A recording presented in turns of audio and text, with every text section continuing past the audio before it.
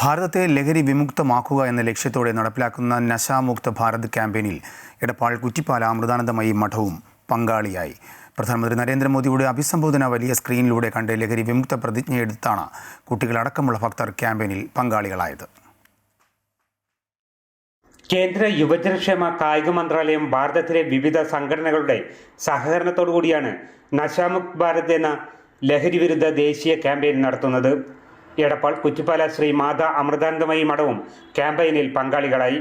വിഷയത്തിൽ പ്രധാനമന്ത്രി നരേന്ദ്രമോദിയുടെ അഭിസംബോധന വലിയ സ്ക്രീനിൽ ആശ്രമത്തിൽ സംപ്രേഷണം ചെയ്തു.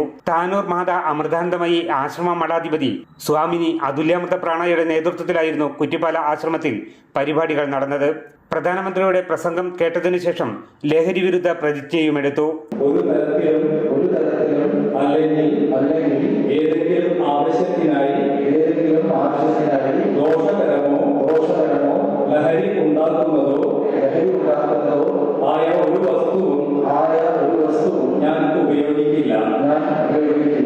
യുവാക്കൾ ലഹരിക്ക് അടിമപ്പെടാതെ ഭാരതത്തിന്റെ ക്ഷേമത്തിനായി പ്രവർത്തിക്കണമെന്ന് സ്വാമിനി അതുല്യാമൃത പ്രാണ പറഞ്ഞു. എല്ലാ മക്കളും ശുദ്ധരാണ്, നിഷ്കളങ്കരാണ്. നമ്മുടെ അവരെ തിരിച്ചു നീക്കി സ്വർണ്ണ പാത്രങ്ങളാക്കി എടുക്കേണ്ട ഉത്തരവാദിത്വം നമുക്ക് ഓരോരുത്തർക്കുണ്ട്.